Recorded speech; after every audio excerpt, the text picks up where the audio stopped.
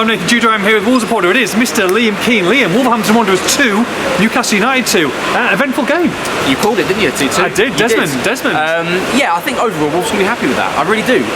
Decent display overall. Decent display overall. A little bit chaotic at times, losing possession, a few of the passes astray, but overall performance-wise decent. 2 rubbish goals to give away. So on one hand, you can say Wolves maybe could have gone and won that with that, but this is a very good Newcastle side. Yes, they had injury and suspension issues. A very strong 11 though. It's a very strong 11. They're very well coached. They're very well organised. They're difficult to beat. They're difficult to score goals against. And Wolves were well worth that point. And to be honest, a point is fair, and either team could have won it based on the chances and the way the game developed. So for Wolves, I think that's a really strong point, especially because of the results that have come before. I think you're right. I think a point is very fair on reflection. However, as you say, the 2 goals that they conceded, very frustrating. Jose Sarr's got to do better with that first time up, and then the penalty. Well, we'll talk about it, but let's talk about the penalty now, and we'll go back and we'll discuss other things. But the penalty, and then obviously Sarr could have quite easily saved it in the end as well. Was it a penalty, Liam King? I'm a little bit on the fence. To be honest, I can understand why it's been given, and I can understand why VAR hasn't overturned it. It's one of those cliche moments which we talk about occasionally in modern football, where if the referee gives it, VAR doesn't overturn it, and if he doesn't give it, VAR doesn't give it. I think whatever the on-field decision is there, VAR is not going to change it. I can see why it's been given. I think it's a little bit soft in terms of contact, but at the end of the day, Hwang's made the mistake by delaying, and he's given the opportunity to Sarr to get in there and win the ball, or try and win the ball. It was silly from Hwang, but of course he made up for it, didn't he? Yeah, he did, absolutely. Look, I mean, he's gone in, and real time, I thought, he's connected, it's 100% it's a penalty. On the replays, he's withdrawn his leg, the handshake. There's maybe minimal contact just after that, but as you say, they're going to go with the on-field decision, aren't they? Either way. Yeah, and there's a lot of people who will disagree with this and say, definitely not a penalty. And they won't tell us in the comments. No, sure not. And I had a few people, that we work with, a few colleagues say, no, definitely not a penalty. Sarr's sort of dived over his leg as he's come in, and I can see that point of view, absolutely, without a doubt. I think it's one of those really strange decisions that people are going to be really hard either side of the coin. And there's a grey area. And there's a grey area where I'm a little bit unsure, but I don't feel aggrieved that Wolves have not gone away with it. Put it that way. The other goal that they conceded, of course, the first goal. Were you aggrieved that Jose Sarr should have done better there? Yeah, I mean, look, Bobby Troy has got in his way. But the goalkeeper has to be stronger than that. A goalkeeper comes through whoever is in front of him, whether it's an opposition player or a teammate, clatters whoever's in front of him and collects that ball. And he gets a strong 2 hands on it, and it just slips out. Look, the benefit of the doubt, the conditions are awful today. I mean, the rain is, you can probably hear it in the video now, it's hammering down at Molineux. Oh, actually the fans after before, it was absolutely hammering. It's under shelter. It is really bad. So, but a Premier League goalkeeper, and one of his quality that we know is much better than that. And he wasn't as bad as this when he made that.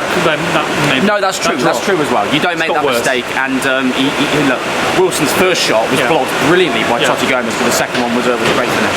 Look, what we've seen, what we've shown, what we talked about in the podcast as well over the last 4 games is that Wolves have shown plenty of character. They've shown character today. This is a Champions League side that come back from it twice. The start of this season, they probably would have lost that game. They haven't. They've come back. Lemina's goal was superb. I thought he was excellent today, Mario Lemina. Agreed. Beautiful ball from Pedro Neto. But let's talk about the second goal, because Hwang Hee-chan is in sensational form, one of the top scorers in the Premier League, and the way he's taken that goal, of course it was beautifully set up as well, but the way he's taken it just shows to someone who is playing at the top level of their game. I'm not going to let you get away with not mentioning Totti Gomez. You just said, oh yeah, the way it was set up. Come on, let's give the man some credit. Okay, go on then.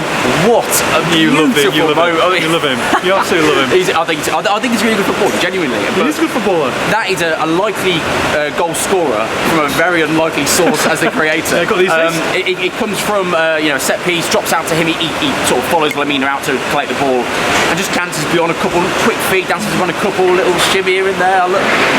Great on the dance floor tonight, lad. Flemington Spa. I will be, mate. Reflex. Great pass out. Great little sort of reverse pass into Hwang, and from there the composure from Hwang is absolutely sublime, and that is a player that is in form.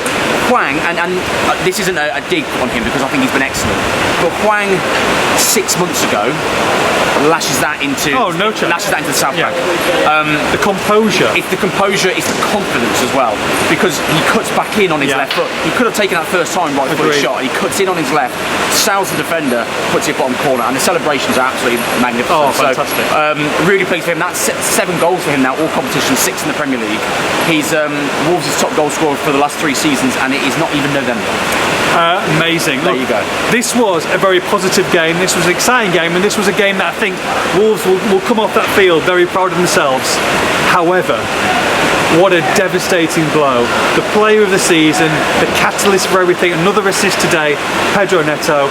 Looks like he's pulled his hamstring. I'm almost certain to have pulled his hamstring there. Stretchered off, absolutely devastating. You know, hands over his eyes, he couldn't believe it. That's a huge blow for Wolves. We're going to hear from Gary Neal. I'm sure he won't give a time on it or want to see it, but you've got to think that that's going to rule him out for at least a month, at least till after the international break, which is Sheffield United next Saturday, Spurs, then the break, and then we'll see what happens after that. But he has been the best player in a gold shirt this season, and that's a massive blow for this football club. Yeah, absolutely. Based purely on the fact that he's been, as you say, the best player of this club so far this season. It's a huge blow for Wolves going forward. They don't have a plethora of options for wingers to replace him. It's a really difficult scenario for Gary O'Neill now to fix and replace Pedro Neto, which is almost impossible with this squad. But, and this is a side point really, sure, at the moment when he went down with injury as well, Wolves were the most likely team to score winning in that game.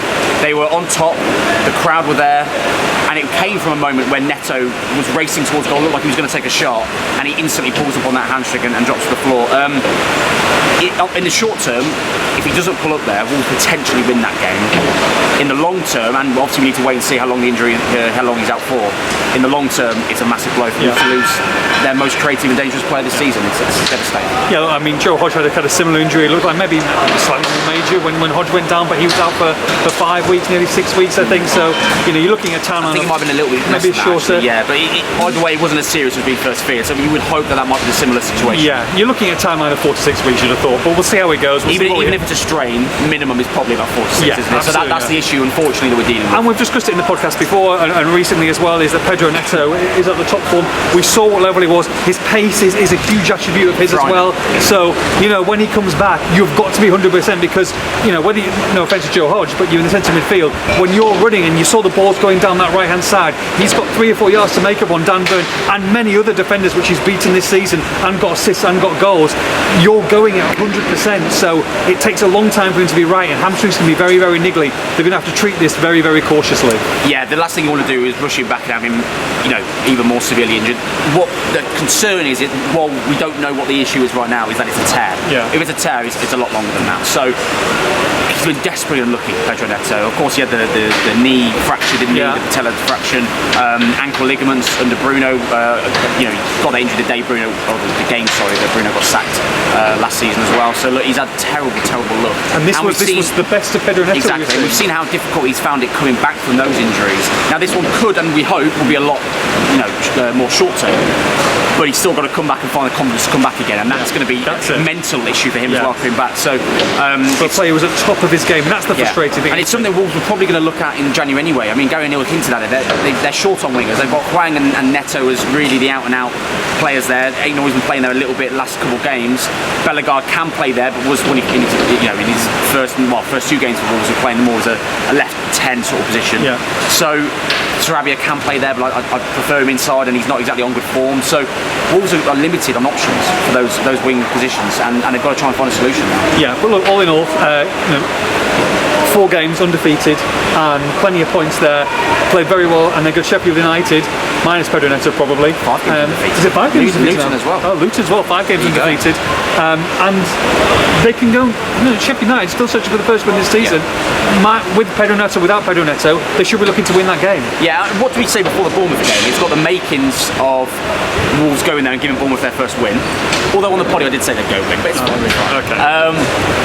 This Sheffield United game feels exactly the same, and that's not me being negative. That is unfortunately the reality the Wolves fans have got, where they tend to struggle against the teams that are struggling in the Premier League. So that's the reality of the situation. They're really struggling at Sheffield United. They may or may not lose their manager in the next month, in the next week or so before the game. It's got the makings of them getting their first win. But what Wolves did against Bournemouth is they turned the tide on that. They came back from a losing position. They showed a bit of fight and character. This team's turned a corner under Gary O'Neill that we've not seen in previous years. And to be honest, last season they'd have lost this game today, let alone the Bournemouth game. So I've got more faith in this side going to Sheffield United than I would have done in previous weeks. And the onus is on them to go and play, control the game and win it. And that's where Wolves have got to come to the fore. And players are doing very, very well. Okay, Jose Sarba disappointed with his display today, but overall, these players are all performing very, very, very strongly. You know, and Hwang Chan is playing superbly. He's the one to probably lead this line now. He's the one to suck it up and probably be the match winner because he's just brilliant to watch. Yeah, absolutely. Alongside Cunha as well. I thought Cunha played really well today, actually. Not as threatening again, which is the issue that we've got with him. And that might need to change. And that needs to change, and that will need to change when Netto's out as well, don't get me wrong. But he worked incredibly hard today. I thought he was involved in almost everything Wolves did good going forward. Yes, he's frustrating at times, but there were good moments from him. It was a solid performance. So the kind of form they're in, and Hwang, as you say, is such a threat. Wolves have still got goal scorers and game winners in this team, albeit Netto being out. Bellegarde coming back in, and obviously, he wasn't in the squad today with a calf injury, but if he comes back in and is okay, that's a big plus. Huge. They need him now in the squad for Sheffield United going forward. It's time to get rained on from here. We better go. Wolves 2, Newcastle 2 for all the post-match reaction. Make sure you log on to expressandstar.com.